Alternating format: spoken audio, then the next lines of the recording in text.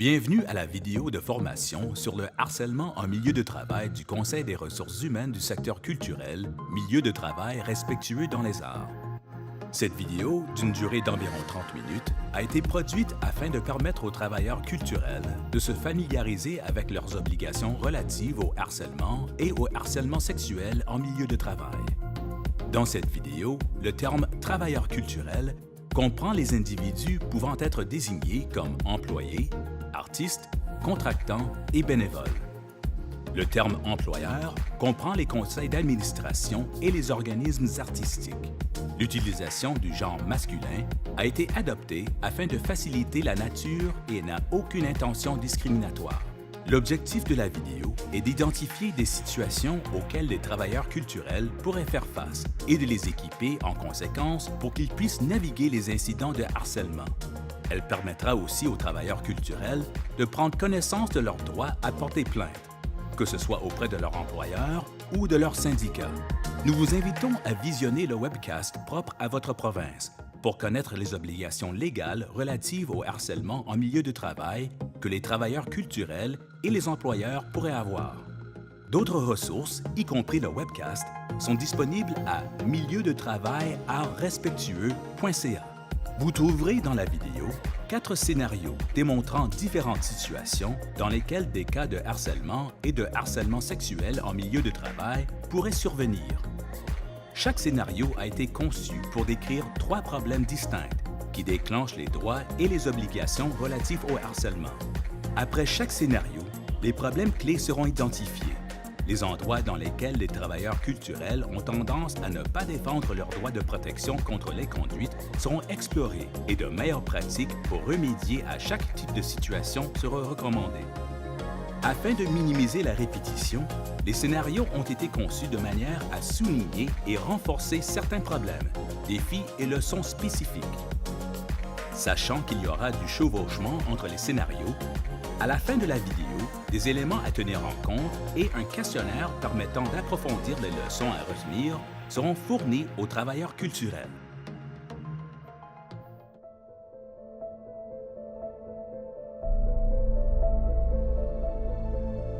Célina, l'actrice principale d'une nouvelle production, a demandé de rencontrer Gina, la directrice artistique. Célina décrit comment Brad, l'acteur principal dans la production, la rend mal à l'aise durant une scène en particulier dans laquelle ils doivent s'embrasser, car il fait glisser sa main de son épaule, le long de son dos, et s'attarde sur ses fesses. Célina a affronté Brad devant Jim, le régisseur de plateau, et lui a dit qu'il n'y a aucune raison qu'il devrait faire cela puisque ce n'est pas dans le scénario et que cela la rend mal à l'aise. Brad lui répond que l'impulsion du moment s'empare de lui et que cela fait partie de sa liberté créative de ressentir et d'agir passionnément durant la scène. Célina dit à Gina qu'elle redoute de voir répéter cette scène puisqu'elle ressent que Brad va trop loin et son comportement la fait ressentir vulnérable. Célina demande à Gina de ne pas dire qu'elle s'est plainte de Brad, qui est très important dans l'industrie. Ce scénario illustre une situation qui pourrait mener Célina à faire une allégation de harcèlement sexuel contre Brad. Les problèmes clés dans ce scénario comprennent un travail comportant un élément de contact physique, l'observation de l'incident par un témoin et s'attendre qu'une plainte demeure confidentielle. Piège courant. Un travail qui comporte un élément de contact physique. Certains types de travail, tels que les scènes intimes, la danse ou le travail de cascadeur, peuvent créer des situations pouvant engendrer des plaintes qu'un individu a violé les limites convenables et prescrites. Les travailleurs culturels pourraient ressentir que les employeurs ont mal géré ces situations en omettant de définir leurs attentes dès le début, en communiquant les attentes reliées au travail ou à la performance. Ceci peut se faire par écrit, par exemple à l'aide de contrats, de politiques ou de codes de conduite, ou avec l'aide de savoir-faire externes, tels que des coordonnateurs de scènes d'intimité, ou que certains travailleurs culturels ont échoué à répondre à ces attentes lorsqu'elles ont été correctement établies. Si les employeurs ne définissent pas leurs attentes ou si les travailleurs culturels ne les respectent pas, cela peut mener à des situations telles que celle illustrée dans ce scénario où Brad va au-delà de ce qui est requis de la scène et attendu par Selina, sa co-actrice. L'observation de l'incident par un témoin. Les situations semblables à celles du scénario 1 ne sont pas couramment traitées correctement parce que les travailleurs culturels n'ont pas été informés ou ne respectent pas l'attente que les témoins doivent rapporter les incidents pouvant comporter un élément de harcèlement. Les témoins ne veulent pas être traités de délateurs ou ils ne veulent pas être exposés à des représailles pour avoir signalé un incident. Dans ce scénario, Jim, le régisseur de plateau, a probablement observé le comportement de Brad lors des répétitions de cette scène et a certainement vu Selina formuler sa plainte directement à Brad. Cependant, Jim ne prend aucune mesure pour escalader ou aider Selina à lever ses inquiétudes. S'attendre qu'une plainte demeure confidentielle. Étant donné que les victimes de harcèlement ont souvent peur des représailles ou de perdre des possibilités futures, il n'est pas rare que les plaignants, comme Selina, demandent de ne pas faire avancer leurs préoccupations ou de ne pas les communiquer aux présumés harceleurs. Ceci est notamment le cas lorsqu'on considère que l'auteur du harcèlement a de l'autorité ou de l'influence, comme Brad, qui est important au sein de l'industrie. Cependant, en demandant à Gina de maintenir la plainte confidentielle, Selina demande à Gina de créer une responsabilité potentielle pour l'employeur, qui pourrait échouer de respecter son obligation légale de répondre à la situation, ce qui pourrait inclure une obligation d'enquêter. De la même façon, les travailleurs culturels peuvent aussi avoir l'obligation de rapporter les situations, soit selon les lois provinciales ou les politiques en milieu de travail, même s'ils préféreraient ne pas les partager. Dans ce cas, Selina pourra avoir une obligation de rapporter l'incident et de participer à une enquête que l'employeur pourrait devoir mener. Stratégie et meilleures pratiques. Afin d'aborder les problèmes identifiés dans le scénario 1, les travailleurs culturels devraient considérer les stratégies et les meilleures pratiques suivantes. Connaître les limites et les attentes du travail, les projets et des engagements et adhérer à celles-ci. Réviser et respecter les attentes en matière de conduite, communiquer dans les contrats, les codes de conduite, les politiques et les discussions au sujet de la performance, telles que les premières lectures de scénarios ou grâce à des coordonnateurs de scènes d'intimité.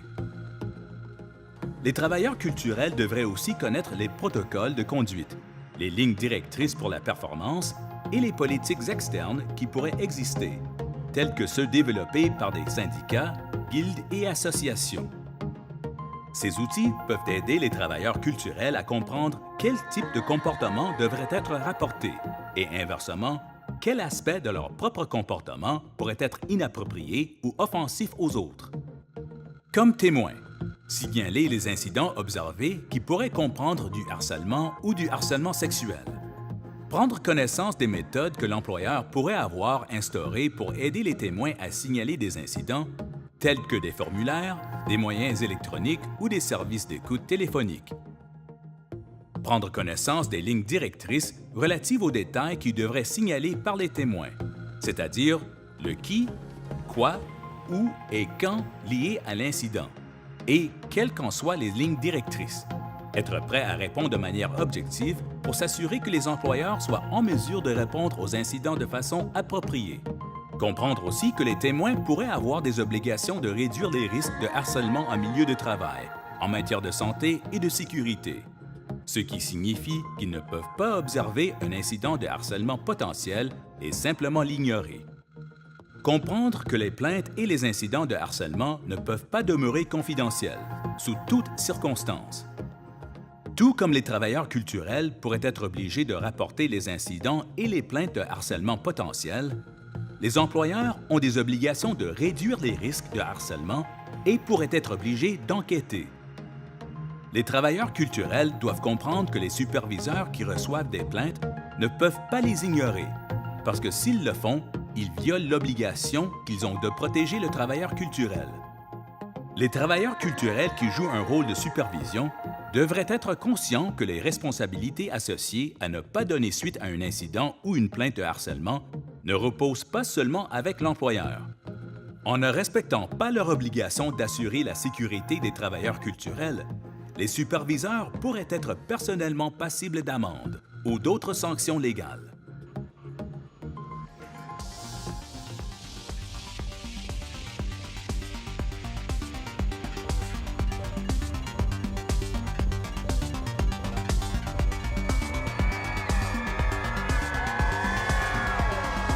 Après avoir terminé le tournage d'un vidéoclip pour sa dernière chanson, Stella, une artiste solo reconnue pour son comportement de diva, se joint aux danseurs et à l'équipe dont Kelly, la directrice, a invité à prendre un verre à un bar pour célébrer. En entrant dans le bar, en grande pompe, Stella trébuche et tombe dans les bras de Juan, un des danseurs. Même si cela n'était pas la faute de Juan que Stella ait trébuché, elle hurle et lui lance des insultes, puis crie « Retourne d'où tu viens ». Plus tard, Juan est assis avec Kelly et regarde des photos du tournage qui ont été publiées sur les médias sociaux. Juan remarque une photo de lui sur laquelle Stella vient de commenter disant « Ce gars est inutile. Il devrait retourner d'où il vient. » Juan montre le commentaire à Kelly qui lui dit « Prends un verre et oublie ça. Nous sommes ici pour nous amuser. Nous devrions être en train de célébrer. »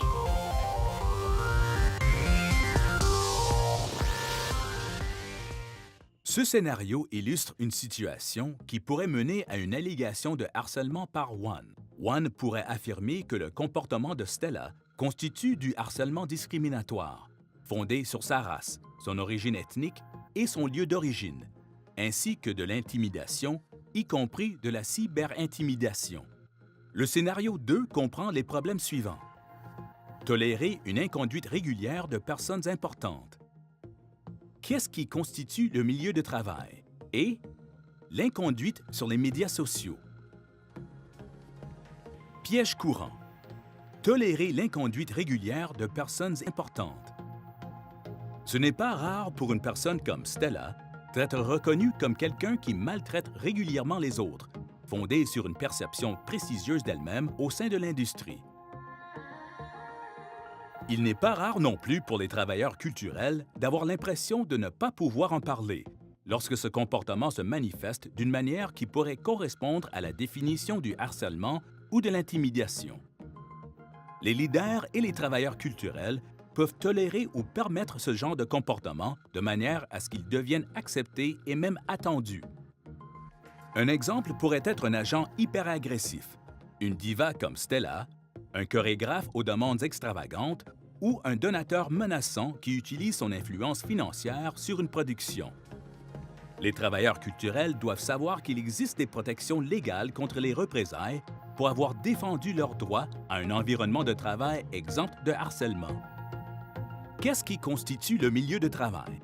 Les travailleurs culturels peuvent aussi choisir de ne pas défendre leurs droits parce qu'ils ne réalisent pas que le lieu de l'inconduite offensif est bel et bien le milieu de travail, ce qui signifie que les protections contre le harcèlement en milieu de travail s'appliquent. Puisque la réception de fin de tournage était organisée par Kelly à un bar, la réception serait donc considérée comme étant un événement organisé par l'employeur, même s'ils sont là pour s'amuser. Par conséquent, Juan pourrait déposer une plainte de harcèlement en milieu de travail contre Stella. L'inconduite sur les médias sociaux. Les travailleurs culturels peuvent croire que les employeurs ne peuvent pas traiter une inconduite qui se produit ou est commise sur un réseau social. Ceci n'est pas le cas. Dans le scénario 2, le message de Stella sur le réseau social constitue de la cyberintimidation et déclenche l'obligation de l'employeur d'assurer la sécurité de ses travailleurs culturels contre ce type d'inconduite et d'y répondre adéquatement. Même si le harcèlement se produit à l'extérieur du milieu de travail, les travailleurs culturels devraient être conscients que leur conduite hors des heures de travail peut avoir, dans certains cas, des conséquences négatives sur leur emploi et que rapporter à l'employeur les comportements de harcèlement par un travailleur est primordial. Les employeurs peuvent tenir les travailleurs culturels responsables de leur conduite inappropriée hors des heures de travail, si elle nuit ou pourrait nuire à la réputation de l'employeur. Un employeur ne voudra pas être associé à des commentaires discriminatoires comme ceux de Stella envers Juan à cause des soucis à sa réputation. Stratégie et meilleures pratiques. Afin d'aborder les problèmes et les responsabilités potentielles identifiées dans le scénario 2, les travailleurs culturels devraient considérer les stratégies et les meilleures pratiques suivantes. Comme dans les stratégies identifiées dans le scénario 1, prendre connaissance des attentes en matière de conduite et les respecter, y compris ne pas tolérer les comportements qui pourraient constituer du harcèlement ou s'attendre que ce genre de conduite soit toléré. Il peut être tentant de tolérer l'inconduite d'une personne importante ou populaire dans l'industrie et d'ignorer cette conduite qualifiée comme étant « c'est comme ça qu'il est ». Ceci parce qu'ils craignent que l'individu s'en prenne à ceux qui portent plainte, que cela nuise à leur réputation ou bloque des possibilités. Le travailleur culturel peut aussi choisir de ne pas rapporter l'inconduite parce qu'il est inquiet que l'employeur ne prenne pas les mesures nécessaires pour traiter l'inconduite. Rappelez-vous que les travailleurs culturels ont des obligations de se protéger et de protéger les autres contre le harcèlement en milieu de travail. Et, compte tenu de cela, l'inconduite offensive ne peut pas être tolérée en silence. De plus, les travailleurs culturels qui essaient de défendre leur droit de travailler dans un environnement exempt de harcèlement sont protégés par la loi contre les représailles. Les travailleurs culturels peuvent aussi faire recours à des ressources externes pour les appuyer, comme les syndicats. Considérez si la situation se produit dans un milieu de travail. La définition d'un milieu de travail est plus vaste que les travailleurs culturels pourraient s'attendre. Un milieu de travail peut comprendre un théâtre, un espace de répétition, le lieu d'une installation artistique, un gala, un événement social après le travail avec des collègues, une réception de fin de tournage dans un bar, et ainsi de suite. Même si le comportement de harcèlement se produit à l'extérieur du milieu de travail, les travailleurs culturels pourraient être tenus responsables d'une conduite inappropriée, hors des heures de travail, qui nuit ou pourrait nuire à la réputation de l'employeur. Ne pas considérer les médias sociaux et particulièrement la cyberintimidation au-delà de la portée du harcèlement en milieu de travail. La cyberintimidation dans les médias sociaux peut constituer du harcèlement en milieu de travail, même si le message n'est pas publié du milieu de travail. La cyberintimidation hors des heures de travail peut constituer du harcèlement en milieu de travail et doit être traité par l'employeur. Ce qui signifie que les travailleurs culturels devraient rapporter une conduite qui a entraîné des conséquences négatives et que les auteurs du harcèlement devraient subir les conséquences de leur inconduite.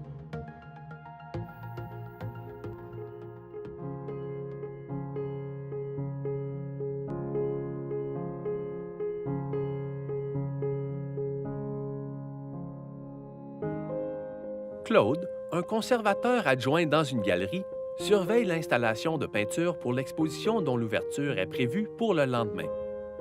Le responsable de l'installation, Xavier, est reconnu comme étant le meilleur dans le milieu et la galerie utilise souvent ses services, particulièrement lors d'installations compliquées ou urgentes. Pendant qu'il installe les lumières, Xavier commence à se plaindre à Marie, la conservatrice, du plan de l'installation. Claude entend Xavier parler et s'approche de lui pour lui expliquer la vision de l'exposition. Xavier répond en disant que le plan de l'installation est faible et ajoute que Claude doit être homosexuel. Marie est tout près et entend leur conversation, mais elle n'intervient pas à cause de la pression qu'elle ressent de s'assurer que l'exposition soit prête pour l'ouverture le lendemain.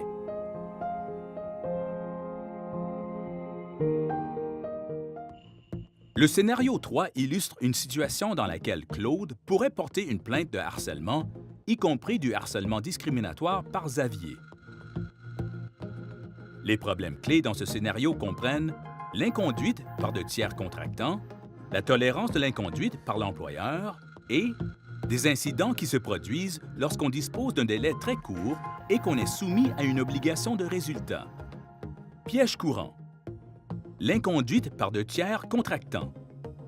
Les travailleurs culturels peuvent être conscients que les employeurs sont obligés de protéger leurs travailleurs contre le harcèlement commis par un tiers. Cependant, les travailleurs culturels ne réalisent peut-être pas que le harcèlement discriminatoire, c'est-à-dire le harcèlement pouvant être lié à des motifs protégés en vertu de la législation sur les droits de la personne, peut être commis par un tiers. Ainsi, l'incident ne doit pas nécessairement impliquer des individus employés par le même employeur. Dans ce scénario, Xavier, le tiers contractant, a traité Claude de manière discriminatoire, y compris en critiquant le plan d'installation, en invoquant que ce dernier était faible et que Claude devrait être homosexuel.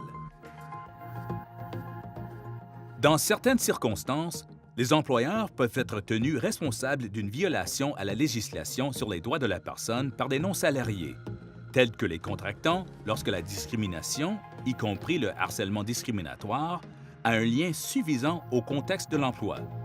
De plus, les responsabilités de l'employeur d'assurer la sécurité de ses travailleurs, y compris les protéger contre des individus qui ne sont pas des employés, tels que les contractants, mécènes, donateurs et autres non-salariés. La tolérance de l'inconduite par l'employeur. Dans ce scénario, Marie a une obligation directe d'aborder l'inconduite du contractant envers Claude, qui se rapporte à elle. Marie devrait prendre des mesures pour traiter l'inconduite, même si Claude n'en fait pas la demande expressément. En tant que travailleur culturel, Claude a l'obligation de se protéger et de protéger les autres contre le harcèlement en milieu de travail. Et compte tenu de cela, l'inconduite offensive ne peut pas être tolérée en silence. Ce qui signifie que Claude devrait exprimer ses inquiétudes relatives aux commentaires inappropriés de Xavier. Des incidents qui se produisent lorsqu'on dispose d'un délai très court et qu'on est soumis à une obligation de résultat. Les contraintes de temps de finir le travail rapidement ou lorsqu'on ressent que le spectacle doit continuer peuvent mener les employeurs et les travailleurs culturels à mal gérer les plaintes ou les incidents de harcèlement. Dans ce scénario, la pression que Marie ressent de s'assurer que l'exposition soit prête pour l'ouverture le lendemain l'a sûrement motivée à ignorer le comportement du contractant envers Claude. De la même manière, Claude pourrait être enclin à ignorer l'inconduite de Xavier parce qu'il est dévoué à ce que l'exposition soit prête à la date prévue et à ce que l'installation soit faite par la personne la plus qualifiée, soit Xavier. Stratégie et meilleures pratiques. Afin d'aborder les problèmes et les responsabilités potentielles identifiées dans le scénario 3, les travailleurs culturels devraient considérer les stratégies et les meilleures pratiques suivantes. Comprendre que les attentes en matière de conduite peuvent s'appliquer à tous, en tout temps, y compris aux tierces parties comme les contractants. La responsabilité de l'employeur d'assurer la sécurité de ses travailleurs comprend les protéger contre des individus qui ne sont pas des employés, tels que les contractants, mécènes, donateurs et autres non-salariés. Inversement, les individus comme Xavier, qui fournissent des services à titre de contractants, devraient être conscients qu'ils n'ont pas carte blanche pour mal se comporter envers les travailleurs culturels de l'organisme, pour lequel ils fournissent des services. Bien qu'ils ne soient pas des employés de l'organisme, les contractants devraient avoir connaissance des attentes en matière de conduite du milieu de travail dans lequel ils fournissent des services. Ne pas fermer les yeux sur l'inconduite commise par des contractants ou ne pas la tolérer en silence. Les cas d'inconduite devraient être traités. Si le travailleur culturel ciblé par le comportement inapproprié se sent à l'aise, le travailleur devrait informer l'auteur du comportement que cela est inacceptable. Le travailleur culturel devrait soulever le problème avec l'employeur ou avec son syndicat le cas échéant, et les travailleurs culturels devraient être conscients qu'il existe des protections légales contre les représailles pour avoir défendu leur droit à un environnement de travail exempt de harcèlement. Les travailleurs culturels devraient prendre toutes les mesures possibles pour se protéger contre les risques continus de harcèlement. Lorsqu'il existe une contrainte de temps ou lorsque l'inconduite se produit lors d'une performance, toute inquiétude devrait être exprimée. Les travailleurs culturels devraient reconnaître que les employeurs sont obligés de prendre des mesures afin de minimiser l'impact de l'inconduite et devront répondre pleinement à l'incident lorsque possible, y compris en menant une enquête au besoin.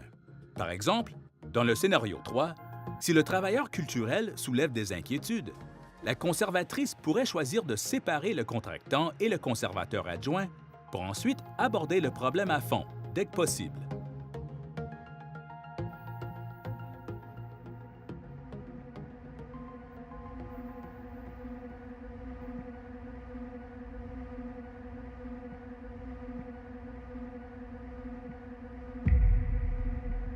Jeffrey est en train de finaliser les derniers détails pour la conférence et la séance de dédicace de demain pour Michel, son client le plus important. Pendant que Jeffrey travaille, Michel l'appelle et lui dit qu'il aimerait discuter de la logistique pour la séance de dédicace de demain.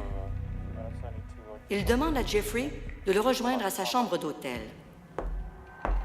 Jeffrey se rend à la chambre d'hôtel de Michel. Michel ouvre la porte, vêtu d'un peignoir. Michel offre un verre à Jeffrey. Jeffrey accepte le verre et s'assoit et demande à Michel qu'est-ce qu'il veut discuter au sujet de la séance de dédicace. Michel s'assoit à côté de Jeffrey et commence à lui faire des compliments sur son apparence et des commentaires suggestifs. Jeffrey est mal à l'aise, mais il sent qu'il ne peut pas partir. Ce scénario illustre une situation dans laquelle Jeffrey pourrait porter une plainte de harcèlement sexuel contre Michel. Les problèmes clés dans ce scénario comprennent l'abus de pouvoir, la réticence à porter plainte et qu'est-ce qui constitue le milieu de travail. Piège courant. L'abus de pouvoir. Bien que Michel soit le client de Jeffrey, étant donné que Michel sait probablement qu'il est son client le plus important, Michel pourrait percevoir qu'il a un pouvoir sur Jeffrey dans cette situation. Dans une telle situation, le travailleur culturel pourrait être réticent à rapporter un incident à cause du déséquilibre de pouvoir. Malheureusement, certaines personnes qui sentent détenir du pouvoir ou de l'influence sur d'autres peuvent les exploiter en abusant de leur pouvoir ou de leur autorité sur eux, parfois en promettant ou en laissant sous-entendre un avantage en échange contre l'acceptation de leur inconduite. Les individus en début de carrière ou ceux qui cherchent activement des possibilités de réaliser leurs rêves pourraient être vulnérables à ce type d'inconduite d'abus de pouvoir.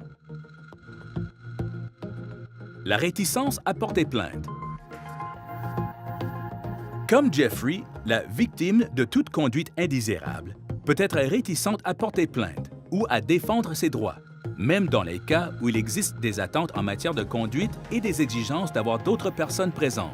Par exemple, un représentant de l'UDA, dans les situations de vulnérabilité au mauvais traitement ou au harcèlement par une personne en position d'autorité ou d'influence.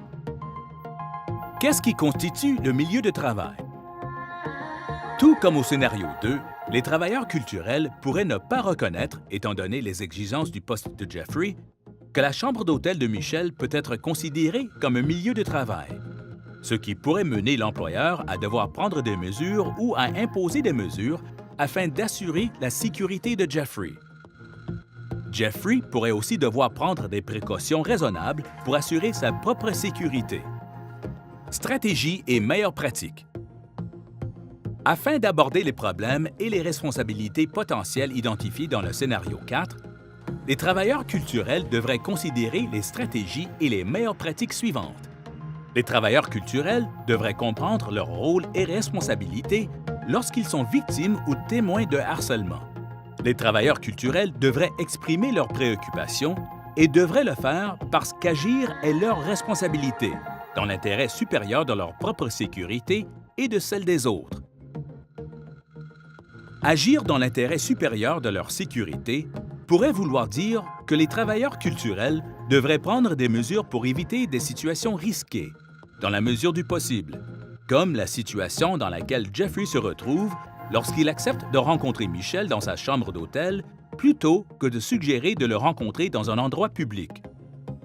Les travailleurs culturels peuvent défendre leurs droits en vertu de la législation applicable, interdisant le harcèlement, en se retirant de situations pouvant être susceptibles de harcèlement. Encore une fois, les travailleurs culturels devrait être conscient que les représailles sont interdites en vertu de ces types de législation. Des représailles existent lorsqu'un employeur ou un superviseur impose ou menace d'imposer des pénalités, intimide ou fait pression sur un travailleur parce qu'il a déposé une plainte de harcèlement en milieu de travail. Cette protection peut être importante si Jeffrey est puni par son employeur parce qu'il a porté une allégation contre Michelle. Elle peut aussi être importante dans une situation où le prétendu harceleur n'est pas un client comme dans ce scénario, mais plutôt un superviseur faisant face à des allégations de comportement inapproprié. Les travailleurs culturels devraient savoir comment et à qui rapporter les problèmes. Ils devraient aussi être conscients qu'ils pourraient être exigés par la loi ou une politique de rapporter les situations pouvant constituer du harcèlement en milieu de travail, même s'ils préféreraient choisir de ne pas le faire. Ils devraient aussi demander le soutien de leur syndicat ou guilde, le cas échéant. Comme dans le scénario 2, les travailleurs culturels devraient considérer si la situation se produit dans un milieu de travail. Puisque Jeffrey accepte de rencontrer Michelle à l'hôtel pour des raisons professionnelles, la conduite inappropriée se déroule probablement dans un lieu qui pourrait être considéré un milieu de travail. Par conséquent, l'employeur a la responsabilité de traiter cette conduite. Ainsi, Jeffrey devrait s'assurer que son employeur est au courant de la situation.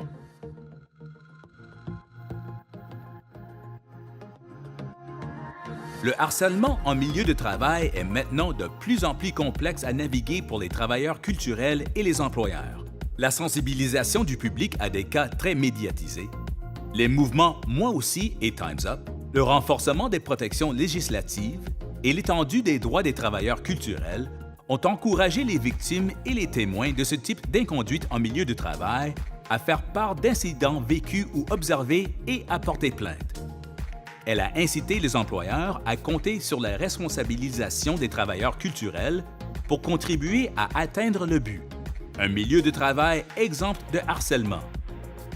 Étant donné les changements au climat légal et social, ainsi que la croissance de plaintes et d'incidents en milieu de travail, il est essentiel pour les travailleurs culturels et les employeurs de fournir des services ou faire du bénévolat afin de comprendre comment maîtriser de manière proactive ce type d'inconduite et de s'assurer qu'ils sont au courant de leurs obligations.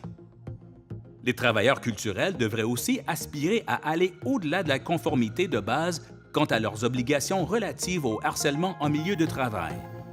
Travailler avec leur employeur pour assurer un milieu de travail sécuritaire stimule la productivité et la qualité des projets, des performances et des productions, ce qui est favorable autant pour les travailleurs culturels que pour les employeurs. Merci d'avoir visionné cette vidéo de formation sur le harcèlement en milieu de travail. Veuillez noter que le contenu de la vidéo ne doit pas être interprété comme des conseils juridiques. Si vous vous trouvez dans une situation semblable à celle discutée, vous devriez l'analyser au cas par cas, solliciter des conseils et vous faire représenter au besoin. Pour maximiser votre connaissance du contenu et des leçons à retenir, veuillez prendre un moment pour compléter le questionnaire à la fin de cette session. Pour plus d'informations sur les sujets discutés durant la vidéo de formation, visitez milieudetravail-artsrespectueux.ca.